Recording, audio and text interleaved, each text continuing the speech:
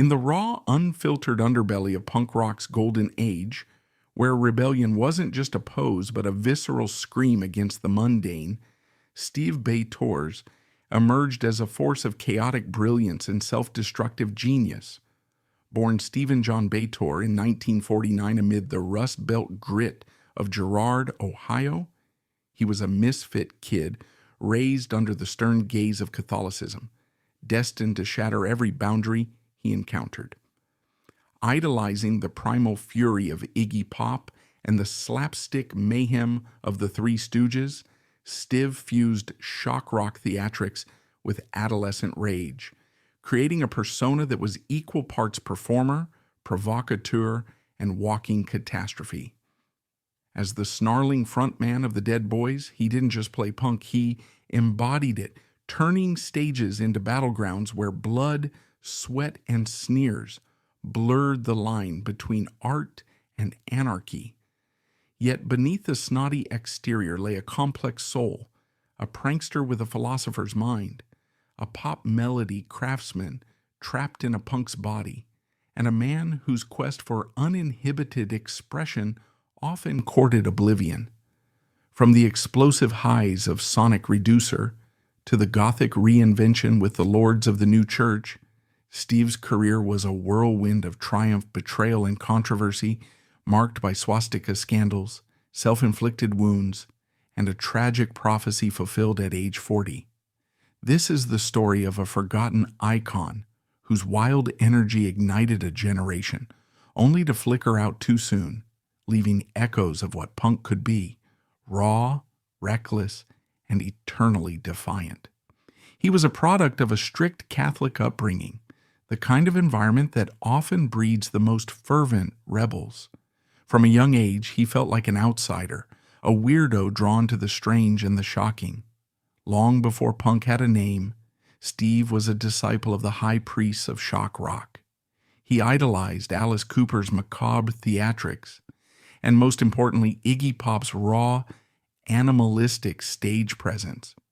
He saw Iggy and the Stooges perform, and it was a genuine epiphany. He saw a man who was completely unbound, who blurred the line between performer and audience, who bled for his art literally. Stiv also had a deep love for something else that would become crucial to his persona: slapstick comedy. He was obsessed with the Three Stooges, with their chaotic, violent, and ultimately hilarious energy. In his mind, the primal danger of Iggy Pop and the farcical violence of Moe, Larry, and Curly weren't so different. They were both forms of pure, uninhibited expression. He channeled this energy into a series of early bands with names that hinted at his theatrical ambitions, like Mother Goose and Frankenstein. But it was in 1975 when he joined forces with guitarists Cheetah Chrome and Jimmy Zero from the recently imploded Rocket from the Tombs that the perfect storm began to gather. They called themselves the Dead Boys. The name itself was a statement: blunt, morbid, and confrontational. They honed their sound in the desolate clubs of Cleveland, building a reputation for shows that were less like concerts and more like riots. Their big break came when Joey Ramone saw them play and, blown away by their sheer intensity, urged them to move to New York. In 1976, they descended upon CBGB, and the jaded New York scene didn't know what hit it. Even amongst the punks, the Dead Boys were considered extreme. They were sloppier than the Ramones, more overtly thuggish than the Sex Pistols, and fronted by a man who seemed genuinely unhinged. Stiv Bators was a magnetic, terrifying presence. On stage, he was a dervish of chaotic energy. He would smear peanut butter on his chest in a bizarre homage to Iggy Pop. He would taunt the audience, spitting, sneering, and hurling insults. He pushed the boundaries of performance into the realm of genuine physical danger. The infamous story of him hanging himself with his microphone cord or his belt wasn't a one-off gimmick. It was a recurring part of the spectacle. He would go limp, his face turning a deathly shade, held up only by the cord, until a roadie or bandmate cut him down. Was it real? Was it a carefully choreographed trick? The terrifying answer is that it was probably a bit of both, a piece of shock theater that flirted dangerously with reality. He would also slam his face and head into the monitors and amps, sometimes drawing blood. It was a visceral, shocking display that made it impossible to look away. He was embodying the pain and frustration in their music, making it physically manifest. In 1977, they unleashed their masterpiece, the album Young, Loud, and Snotty. Produced by the legendary Genya Ravan, the record is a perfect snapshot of their live sound, a raw, frantic, and gloriously sloppy slab of rock and roll aggression. The opening track, Sonic Reducer, is an all-time punk anthem, a churning, nihilistic roar built around one of the genre's most iconic guitar riffs. Songs like All This and More, Not Anymore, and the infamous Caught with the Meat in Your Mouth were pure, uncut, adolescent rage. Stiv's vocals are a masterclass in punk attitude, a sneering, snarling delivery that drips with contempt and desperation. The album was brilliant, but it was also commercially toxic. Radio wouldn't touch it. The band's label, Sire Records, panicked. They wanted a hit. For their second album, 1978's We Have Come for Your Children, they pressured the band to clean up their act. They brought in Felix Pappalardi, the producer famous for his work with the classic rock band Mountain, to try and polish their sound. The result was a record that felt neutered. The raw energy was diluted, the production too clean. The band, and especially Stiv, felt betrayed. The album flopped, and the band's internal dynamics, already frayed by drugs, alcohol, and the pressures of their own chaotic image, began to completely unravel. By 1979, the Dead Boys were, for all intents and purposes, dead. But Stiv Bators was a born performer, a restless spirit who couldn't stay quiet for long. He moved to Los Angeles and, in a surprising turn, released a solo album in 1980 called Disconnected. It was a brilliant record, but it wasn't a punk album. It was a collection of sharp melodic power pop songs, showcasing a side of Stiv that few had seen, a gifted songwriter with a real sense of melody. It proved he was more than just a screaming caricature. But the album got lost in the shuffle, failing to find an audience. Undeterred, he relocated again, this time to London, the heart of the original punk explosion. There, he assembled a new band, a veritable punk rock supergroup called the Lords of the New Church. The lineup was formidable. Alongside Stiv on vocals was Brian James, the guitarist and principal songwriter from The Damned, Dave Tregunna, the bassist from Sham 69, and Nick Turner, the drummer from the Barracudas. This wasn't a sloppy garage band. This was a group of seasoned professionals. Their sound was darker, more atmospheric, blending the raw energy of punk with the moody textures of goth and post-punk. The Lords found the success that had eluded the Dead Boys. Their self-titled debut album in 1982 was a critical and commercial hit, spawning singles like the anthemic Open Your Eyes and the darkly romantic Dance With Me. Stiv transformed his stage persona once again. The snotty punk street kid was replaced by a more theatrical, vampiric figure. He was still charismatic, still dangerous, but it was a more controlled, almost elegant form of chaos. The Lords of the New Church toured the world and released 2 more successful albums. It seemed, for a moment, that Stiv had finally found a stable creative home. But the old patterns of chaos and self-sabotage were never far from the surface. In 1989, during a live show at the Astoria in London, the band's journey came to a sudden, dramatic end. Stiv walked on stage, not to sing, but to read a letter to the audience, calmly announcing that he was quitting the band and revealing that they had been trying to find a new singer behind his back. With that, he walked off stage, leaving his bandmates and a stunned audience in his wake. It was a classic Stiv move, turning his own betrayal into a piece of public theater. The onstage persona of Stiv Bators was one of snarling aggression and nihilistic rage. But the man behind the microphone, Stiv Bators, was a far more complex and gentle soul than his public image ever let on. To peel back the layers of the performer is to find a person who was, by many accounts, sweet, intelligent, and possessed of a wicked, almost childlike sense of humor.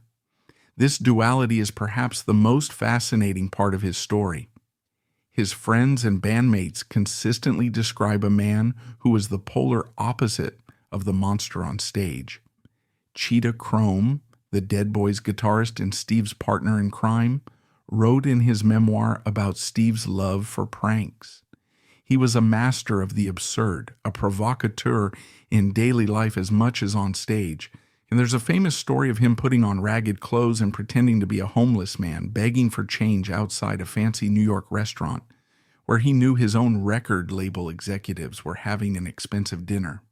For Stiv, it wasn't about the money. It was about the sheer absurdity of it, about puncturing the pomposity of the powerful. He saw life as a grand, chaotic joke, and he was determined to be the one telling the punchline. Cynthia B. Girl, a photographer and journalist, who was close to him during the L.A. years, remembered his softer side. She spoke of a man who was well-read and articulate, who could discuss philosophy and art with the same passion he brought to screaming sonic reducer. He wasn't the monosyllabic thug he sometimes played. He was sensitive and often deeply insecure, keenly aware of the perception people had of him. The manic energy on stage was in part a shield, a character he could inhabit to protect the more vulnerable person underneath. This vulnerability comes through in one of his most famous and tragically prophetic quotes. In an interview, reflecting on the brutal physicality of his performances and the toll it was taking, he said, "I'm not going to be a 40-year-old punk rocker." He said it with a kind of grim certainty, as if he knew on some level that the path he was on was unsustainable. It was a haunting admission that the character of Stiv Bators was a role with a built-in expiration date. He was trapped by the very image he had so masterfully created. How could the man who simulated his own death on stage every night ever be allowed to simply grow old? In his final years in Paris, living with the fiery French actress Béatrice Dalle, he seemed to find a measure of peace. He was writing, exploring acting, and enjoying the relative anonymity of being an expatriate. Friends who visited him there described him as happier and more relaxed than they had seen him in years.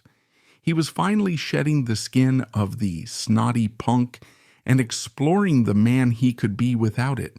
It makes his end all the more devastating. He was on the cusp of a new chapter, one where Stiv Bators might have finally stepped out from the shadow of Stiv. The tragedy is not just that he died young, but that he died just as he was learning how to live. No figure who pushes boundaries as hard as Stiv Bators can escape controversy. His career was a minefield of deliberate provocations and moments of questionable judgment, leaving behind a legacy that is still debated today. The most glaring and difficult of these controversies is his use of the swastika. In the late 70s, Stiv was occasionally photographed wearing a swastika armband. It was a move designed for maximum shock value, a nihilistic symbol adopted by a handful of early punks like Sid Vicious and Susie Sue to signify a complete and utter rejection of the establishment and its values. To be clear, there is no credible evidence to suggest Stiv Bators held any Nazi or white supremacist beliefs. His bandmates, friends, and collaborators, many of whom were Jewish, have been adamant on this point. For Stiv, it was pure, ignorant provocation. It was the ultimate fuck you to the hippie generation and their parents, the most offensive symbol he could find to slap on his arm. However, intention is not the same as impact. It was a profoundly naive and irresponsible act, one that trivialized the symbol's horrific history and caused genuine pain and offense. In the historical debate, it stands as a stark example of punk's flirtation with taboo imagery going too far, a moment where the desire to shock eclipsed any sense of historical or social responsibility. It remains a stain on his legacy, a complex issue that can't be easily dismissed or excused, even when placed in its specific nihilistic context. Another ongoing debate centers on the nature of his onstage violence. Was it art, or was it illness?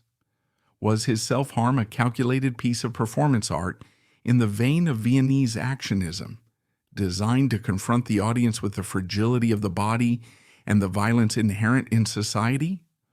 Or was it the reckless, unmediated acting out of a deeply troubled individual? The truth most likely lies somewhere in the murky middle. There was certainly an element of theater to it. He learned how to fall, how to make the head smashes look more brutal than they were. But there were also times when the lines blurred, when real blood was drawn, when the performance seemed to tip over into something darker and more sincere. Some view it as the ultimate expression of punk authenticity, a man literally giving his blood for his art. Others see it as a sad spectacle of self-destruction that glorified dangerous behavior to a young and impressionable audience.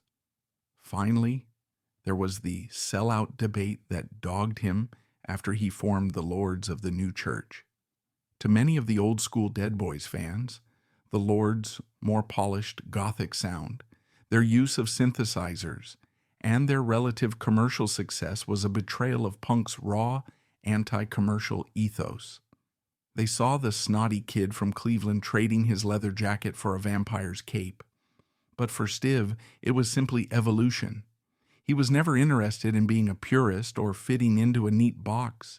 His tastes were eclectic, ranging from 60s garage rock to power pop to new wave. He saw the Lords not as a betrayal of his past, but as a progression. This debate highlights a fundamental schism in the punk community itself, the eternal conflict between staying true to a rigid ideal and allowing artists the freedom to grow and change. Stiv, as always, chose freedom and paid the price in the court of punk public opinion. On a spring evening in Paris in early June 1990, the chaos that Stiv Bators had so masterfully orchestrated on stage finally caught up with him on the street.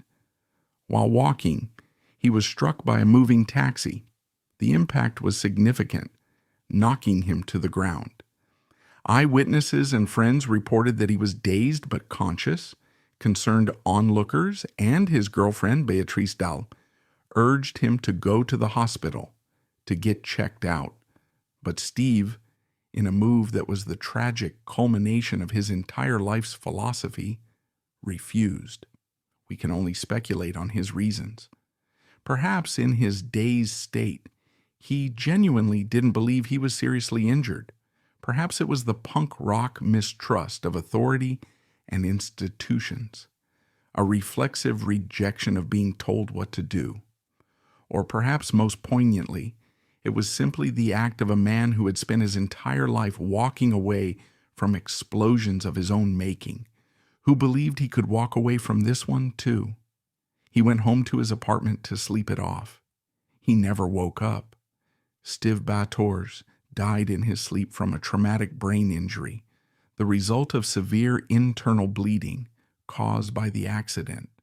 He was 40 years old, fulfilling his own grim prophecy with an eerie precision. The immediate consequence of his death was a wave of shock and grief among those who knew him and his music. But in the grander scheme of music history, the timing was cruelly ironic. He died in 1990, just 1 year before Nirvana's Nevermind would detonate, kicking off the 90s alternative rock explosion and a massive resurgence of interest in punk's first wave. Bands like Green Day and The Offspring would sell millions of records, and the icons of '77, the Ramones, the Clash, the Sex Pistols, were rediscovered and canonized. Had Steve lived, he would have almost certainly been a part of that revival. The lords of the new church would have found a new audience in the burgeoning goth scene, and the Dead Boys would have been celebrated as the ferocious pioneers they were. He would have been an elder statesman, a living legend. Instead, he became a ghost story.